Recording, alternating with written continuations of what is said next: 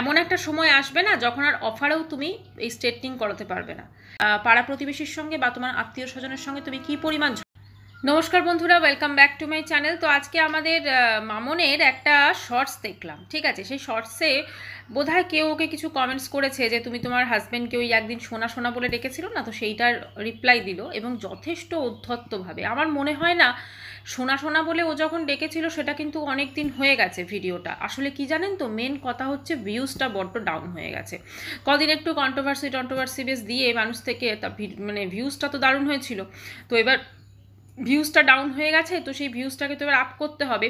তো ভিউজটাকে আপ করার জন্য এরকম টুক করে একটা চা খেতে খেতে একটা এরকমভাবে কিছু মুখের অঙ্গভঙ্গি করে একটা উদ্ধত্তপনা দেখিয়ে দিল এবং ভাবলো ওটা দিলে আবার তাহলে মানুষজন ওর ভিডিও দেখতে চলে যাবে। আমার মনে হয় এতে বোধহয় হিতে বিপরীত হবে। ওর যে ভিডিওর ভিউজটা যেটা বাড়ছে, দর্শক বুঝিয়ে দিচ্ছে যে সাময়িকভাবেই কিন্তু ওটা বেড়েছে, কারণ ওর কিন্তু সাবস্ক্রিপশন কিন্তু কমছে। এবং আমি বলতে পারি, হলপ করে বলতে পারি, এরকম ধরনের যদি অ্যাটিটিউড থাকে ও সাবস্ক্রিপশন কিন্তু আরও কমবে। আজকে প্রচুরও কথা বলেছে, ওর নাকি 22 বছর হয়ে গেছে বিয়ের। ও নাকি যে কথাগুলো বলেছে সেগুলো নাকি ইংলিশেও বলতে পারতো। ব্লগ তো বাংলায় করেন না, ব্লগটা যখন বাংলায় করেন অবশ্য করেই কমেন্টস যে করেছে সেও কিন্তু বাংলাতেই করেছে বোধহয়। তো সেটা বোধহয় অনেক দিন আগে করেছে, কিন্তু উত্তরটা রিপ্লাইটাও এখন দিচ্ছে। আসলে কি জানেন তো, এই একবার করে যদি ভিউজের নেশা হয়ে যায় না, তাহলে মানুষ ভিউজটা পাওয়ার জন্য এমন ব্যাকুল হয়ে যায় যে যেন তেন প্রকারেণ নিচে নামতে প্রস্তুত। এবং এই ধরনের বড় যারা ব্লগার আছেন এরা কিন্তু বেশি করে এই জিনিসগুলো করে থাকে। ধরুন কিছু একটা করেছে, আপনি তাকে বললেন বা আপনি প্রতিবাদ করলেন, দেখবেন আরও বেশি করে সে যখন দেখবে তার এইগুলো নিয়ে বেশি করে আলোচনা হচ্ছে, সেই জিনিসগুলো কিন্তু আরও বেশি করে করবে। মানে এরা নিজেকে এখন সেলিব্রিটি ভাবতে শুরু করেছে। হ্যাঁ, সেলিব্রিটি এদের বলা যায় না, কারণ আমার মনে হয় না এদের মধ্যে এমন কোনো কোয়ালিটিস আছে যেটাকে এরা নিজেদেরকে সেলিব্রিটি মনে করে। ঠিক আছে, সামান্য ব্লগ করে, ঘরের কাজকর্ম দেখিয়ে অবশ্যই সেটা এডিটিং করে, আপলোড করে, এবং কথার যে একটা কি বলবো বিভিন্ন ছল চাতুরি এবং মানে নিজেকে খুব পণ্ডিত ভাবা।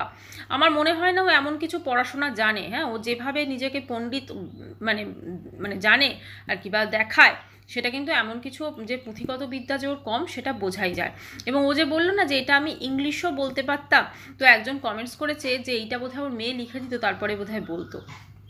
তো যাই হোক, আমি একটা কথাই বলবো, যখন ওর মেয়ের রেজাল্ট বেরিয়েছিল, আমি কোনো কারোর রেজাল্ট নিয়ে কোনো কথা বলতে চাই না, তো মেয়ে বোধহয় মাধ্যমিকে 2nd ডিভিশন পেয়েছিল, ঠিক আছে। তো সেইটা ও কিছুতেই প্রথমে বলতে চায়নি, তো তারপরে বলেছিল সে হ্যাঁ 2nd ডিভিশন পেয়েছে। আমি এটা বলছি না যে 2nd ডিভিশন কেউ পায় না, কিন্তু আজকাল কিন্তু ম্যাক্সিমাম যেটা থাকে সেটা 1st ডিভিশনই পায়। উচ্চ মাধ্যমিকে অবশ্য ওর মেয়ে ভালো রেজাল্ট করেছিল।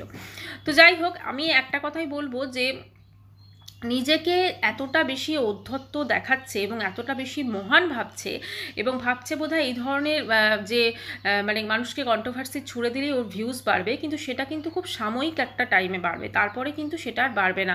তারপরে কিন্তু মানুষজন ভিডিও দেখা বন্ধ করে দেবে। এরকম কিন্তু অতীতে বহু উদাহরণ আছে, এবং আমরা যদি একটুখানি দেখি আমাদের মানে চারধারে, তাহলে কিন্তু দেখতে পাবো। আজকে হয়তো তাদের চ্যানেলে মানুষ কিন্তু ভিউজ দেয় না, দেখেই না, তো একদিন কিন্তু এরকমই হয়ে যাবে। এটাতেও নিজের নামটাই খারাপ হচ্ছে। এবং বারংবার করে যদি এরকম ধরনের কোনো ভিডিওতে কথা বলে বা শর্টস, এবং ভিডিওতে বললে মানুষজন তো ভিডিও দেখতে যাচ্ছে না, সেই জন্য একটা এরকম শর্টস ছেড়ে দিয়েছে, বুঝলেন তো। কারণ ভিডিওতে ভিউজ ডাউন হয়ে গেছে, সেই জন্য এরকম একটা শর্টস ছেড়ে দিয়েছে, যাতে মানুষজন সেই ভিডিওটা দেখে এবং দেখে তারপরে আবার মেন ভিডিওতে চলে যায় দেখতে। আচ্ছা, আর একটা কথাও বলছে যে একটু বুদ্ধি থাকলেই আপনারা বুঝতে পারবেন, যাদের মাথায় বুদ্ধি আছে বুঝতে পারবে। ওর মাথায় তো প্রচণ্ড বুদ্ধি, তাই বোধহয় 17 বছর বয়সে বাড়ি থেকে পালিয়ে গিয়ে বিয়ে করেছিল, তাই না? ওর প্রচণ্ড বুদ্ধি, ওর এতটাই বুদ্ধি যে নিজের কেরিয়ার সম্পর্কে ভাবেনি, নিজের কোনো কিছু ভাবেনি, নিজের মা বাবার সম্মান পর্যন্ত ভাবেনি, পালিয়ে গিয়ে বিয়ে করেছে, ঠিক আছে। তো যাই হোক, সেটা ওর প্রচণ্ড বুদ্ধি, এই বুদ্ধির চোটেই ও সেটা করেছে, এবং সেই বুদ্ধির এখন মানে কি বলবো আমাদের সামনে প্রমাণ দিচ্ছে। একটা কথা হচ্ছে, আজকে ওর লাকটা ভালো বলে হয়তো ওর হাজবেন্ড ভালো বেরিয়ে গেছে বা কিছু, কিন্তু আজকে যদি ওনার জায়গায় অন্য কেউ থাকতো বা কিছু, তাহলে কিন্তু হয়তো হিতে বিপরীত হতে পারতো, ঠিক আছে। এবং সেই সময় যে বাবা মা 17 বছর বয়স পর্যন্ত ওকে মানুষ করেছিল, ওর জন্য তারা যথেষ্ট স্যাক্রিফাইস করেছেন অবশ্যই, তাদেরকে সমস্ত তাদের আশা আকাঙ্ক্ষায় জল ঢেলে দিয়ে বাবা মার থেকেও একটা বাইরের একজনকে মনে হয়েছে যে হ্যাঁ সে বেশি ভালো, ঠিক আছে। তো তার কাছে কারুর যে কোনো মূল্য নেই এবং সে যে কতটা স্বার্থপর সেটা কিন্তু অবশ্যই বোঝা যায়। এবং ও যে স্বার্থপর সেটা তো মানে ভরে ভরে প্রমাণ আছে ওর ব্লগে। ও প্রচণ্ডভাবে স্বার্থপর এবং এতটাই ও স্বার্থপর যে নিজেকে ছাড়াও কিছু বোঝে না। সেটা আমরা ওর ব্লগে দেখেছি, সব জায়গাতে দেখেছি। ব্লগে তো আমরা রোজকার ব্লগে দেখি দিব্যি হাজব্যান্ড মানে হাজব্যান্ড কি খাবে না খাবে ওর না, নিজে খাওয়া ঠিক হয়ে যায় টাইমে সমস্ত কিছু, ঠিক আছে। মানে হাজব্যান্ডে যদি ফিরতে দেরিও হয় দুপুরবেলা দেখে, তখন ও নিজেও খেয়ে নিল, মেয়েকে খায়, মানে নিজে আর মেয়ে এই দুজন মিলে ওর হচ্ছে মোট কথা দুনিয়া। হাজব্যান্ড তো অবশ্যই আছে। তো একটাই বলবো, প্রথম দিকে যখন মামুন ব্লগ করতো ওর ব্লগগুলো দেখতে ভালো লাগতো, কারণ ও ভীষণ ভদ্র নম্র এবং লাগতো। তার মানে মামনের প্রথম দিকে আমরা ব্লগ যেটা দেখতাম এবং সেখানে ওকে যেরকমভাবে ভদ্র নম্র লাগতো, প্রত্যেকটাই ছিল কিন্তু ওর মুখোশ ছাড়া আর কিছু ছিল না। আজকে সেটা কিন্তু ভালোভাবে বোঝা যাচ্ছে, পুরো একটা মুখোশ এঁটে ও কিন্তু মানে ভিডিও করতো বা ব্লগ করতো, এবং সেই মুখোশটা দিয়ে ও মানুষজনকে চোখে কিন্তু ভালো ধুলো দিতে পেরেছিল। আজকে চুল স্ট্রেটনিং করিয়ে নিজেকে বলে না, মানে কি বলবো, ধরাকে একদম অন্য কিছু ভাবছে নিজেকে, ঠিক আছে, বিউটি কুইন ভাবছে হয়তো নিজেকে, বিশাল বিশাল একদম। সত্যি কথা বলতে কি, চুলে স্ট্রেট করলেই কিন্তু মডার্ন হয়ে যায় না, মডার্ন কিন্তু নিজের ভাবনা এবং নিজের সোচটার মধ্যেও হতে হয়, তাই না। তুমি মনের মধ্যে যে কতটা তোমার মানে কুচুটেপনা ভরা আছে সেটা কিন্তু অবশ্য করি তোমার এই কথাবার্তাগুলো প্রকাশ পেয়ে যাচ্ছে, এবং তুমি যে খুব ঝগড়ুটি সেটাও কিন্তু প্রকাশ পাচ্ছে। তোমার কমেন্টস বক্স কিন্তু সেটাই বলছে। তোমার কমেন্টস বক্সে প্রত্যেকটা কমেন্টস যদি তুমি পড়ে দেখো, আচ্ছা অনেকটা ও নাকি কমেন্টস ডিলিট করছে, ও নাকি যে কমেন্টসগুলো আসছে সেগুলো নাকি ডিলিট করে দিচ্ছে, ঠিক আছে। এদিকে বলছে আমি কমেন্টস বক্সে ঢুকছি না। আমি কমেন্টস বক্সে কেউ না ঢুকেই বুঝে যাচ্ছে যে তার খারাপ কমেন্টস আসছে এবং সেটাকে কিন্তু ডিলিট মারতে হচ্ছে। মানে খুব ভালোভাবেই ও এবং ওর মেয়ে দুজনেই কিন্তু কমেন্টস সারাদিন ধরে চেক করে, এবং চেক করে যেগুলো নেগেটিভ কমেন্টস আসে, একদম প্রচণ্ড খারাপ কমেন্টস আছে বা হয়তো ওর সত্য যেগুলো মানুষ তুলে দিচ্ছে সেগুলো হয়তো এরকম আসে, সেগুলোকে কিন্তু সমস্ত কিন্তু ফিল্টার করা হয়। আচ্ছা, আজকে ওকে দেখবেন না, এই যে এতদিন ইউটিউবে আছে ওকে দেখবেন না কোনো রকম ইউটিউবের কোনো ইভেন্টে গেছে বা কোনো রকম ইউটিউবের ওর সমকক্ষ যারা ব্লগার রয়েছে তাদের সঙ্গে কোনো রকম যোগাযোগ আছে বা তাদের সঙ্গে এক ফ্রেমে আমি অন্তত তো দেখিনি, ঠিক আছে। মানে ও টোটালি আলাদা থেকে ব্লগ করেছে, এতদিন ভিউজ এসছে, ভিউজ মাঝখানে ডাউন হয়ে গেছিলো, তাই কি শুরু হলো এই নাটক জানি না। তো এখন পরপর করে একটা ভিউজের নেশা হয়ে গেছে, এবং দিনের পর দিন কিন্তু এই যে কন্ট্রোভার্সিটা ওকে নিয়ে উঠেছে সেটা কিন্তু ও শেষ করতে চাইছে না, ও চাইছে আরও ওকে নিয়ে কন্ট্রোভার্সি হোক। ওর হাজব্যান্ডকে কী নামে সম্বোধন করবে বা কী বলে ডাকবে সেটা ও যখন সোনা বলে বলেছিল ওই ভিডিওটাতে পার্টিকুলার, সেটা শুনতে কিন্তু ভীষণ খারাপ লেগেছিল, কারণ ওর হাজব্যান্ডকে একটা অন্য নামে ডাকতো, ঠিক আছে। সেখান থেকে হঠাৎ করে তাকে সোনা বেশি আদিক্ষেতা, খারাপের থেকেও বেশি আদিক্ষেতা লেগেছিল।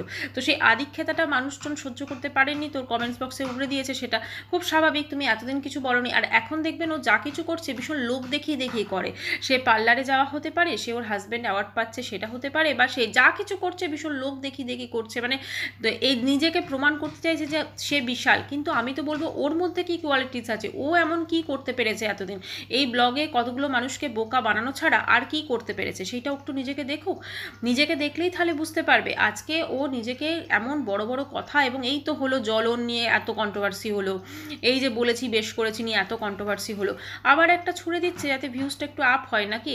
আমি লাস্ট ওর ভিডিওটা দেখলাম, জানি না কত ভিউজ এসছে এখন, 24K এরকম দেখলাম।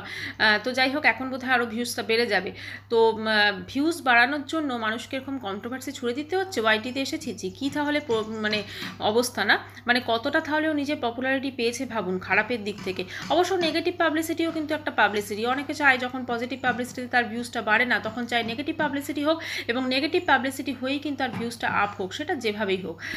তো এখন কথা হচ্ছে এই যে সবসময় কথায় কথা বলে, তোমাদের মাথায় যদি বুদ্ধি থাকতো বা যাদের মাথায় যদি বুদ্ধি আছে, ওর যখন দর্শকদের এত বোকা মনে হচ্ছে তাহলে ওর জীবনযাপনটা কেন ওয়াইটিতে শেয়ার করছে, সবাই তো বোকা। ওর সবাই কারোর মাথায় বুদ্ধি নেই, ওর মাথায় তো বুদ্ধি আছে। তাহলে ওর এই বুদ্ধি ভরা ব্লগ যারা বোকা ভিউয়ার্স তারাও তো দেখছে, তাহলে সেটা কেন ওয়াইটিতে শেয়ার করছে, তাই না? ওর তো বিশাল বুদ্ধি আছে বলেই একটা সামান্য কথা বা সামান্য একটা জিনিস, বাড়িতে সকালবেলা কেউ গেছিলো সেটাকে এমনভাবে বলল যে সেটা নিয়ে প্রচুর কন্ট্রোভার্সি হলো, ওর থেকে সাবস্ক্রিপশনটা চলে গেল, প্রচুর সাবস্ক্রাইবার চলে গেছে এবং মানুষজনের একটা ঘৃণার পাত্র হয়ে গেছে। ঠিক আছে, তো একটাই বলবো যে নিজেকে যদিও এখনও সংশোধন না করে তাহলে অতীতে এবং অচিরেই ওর চ্যানেল কিন্তু আরও ডাউন হবে, এবং যত বেশি ডাউন হবে তত কিন্তু মানুষজন ভিডিও দেখবে না। তখন যত বেশি তুমি কন্ট্রোভার্সি দাও মানুষজন কিন্তু ভিডিও দেখতে পছন্দ করবে না। তাই নিজেকে ভদ্রভাবে আমার মনে হয় ব্লগ করাটা ভীষণ প্রয়োজন। আর যদি ভদ্রতা না থাকে তাহলে এই ধরনের কথাগুলো মনে হয় না বলাই বেটার। বাকি ওর ব্লগে ও কী করবে, কারণ ও তো বিশাল পণ্ডিত, নিজেকে বিশাল পণ্ডিত মনে করে। কতটা যে পণ্ডিত সেটা তো আমরা দেখতেই পাচ্ছি। পণ্ডিতের আছে কি না সেটা মানে কি বলবো, খুব মানে অবাক লাগে। তো যাই হোক বন্ধুরা, ভিডিওটি এখানেই শেষ করছি। একটাই বলবো, অহংকার পতনের মূল। তাই এমন যেন না হয় এই অহংকারের জন্য সমস্ত কিছু যেন শেষ হয়ে যায়, মানে এই অহংকারটা তো একদম পুরো শেষ করে দেবে সব কিছু। কাজেই এই অতিরিক্ত অহংকার একদম তোমাকে মাটিতে নামিয়ে আনবে। যেটা থেকে তুমি অনেক উপরে উঠে গেছিলে, যেটার জন্য স্ট্রেটনিং করাতে পেরেছো, সেটা যতই তোমার অফারে থাক আর যাই থাক সেটার জন্য স্ট্রেটনিং তো তুমি করাতে পেরেছো। তো এই এমন একটা সময় আসবে না যখন আর অফারেও তুমি এই স্ট্রেটনিং করাতে পারবে না। কারণ মানুষজন যদি তোমার থেকে চলে যায়, তোমার এই মানে কি বলবো, এরকম উদ্ভট কথার জন্য, তোমার এই ঔদ্ধত্যপনার জন্য তোমার মানুষজন যদি চলে যায় না, তুমি মানুষজনকে সবসময় ঠোকা দিয়ে কথা বলছো তোমারই ভিউয়ার্সদের।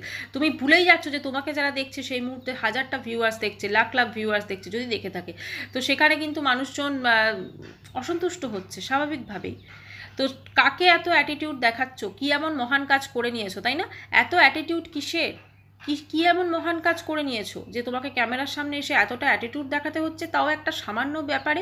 মানে তুমি বোঝাই যাচ্ছে তুমি তোমার বাড়ির লোকের সঙ্গে বা তোমার পাড়া প্রতিবেশীর সঙ্গে বা তোমার আত্মীয় স্বজনের সঙ্গে তুমি কী পরিমাণ ঝগড়া করো সেটা কিন্তু খুব ভালো করেই বোঝা যাচ্ছে। তো যাই হোক বন্ধুরা, ভিডিওটি আমি এখানেই শেষ করলাম। চ্যানেলটি ভালো লাগলে অবশ্যই করে সাবস্ক্রাইব করার অনুরোধ রইল। দেখা করবো নেক্সট ভিডিওর সঙ্গে, ততক্ষণের জন্য সবাই খুব ভালো থাকবেন। বাই।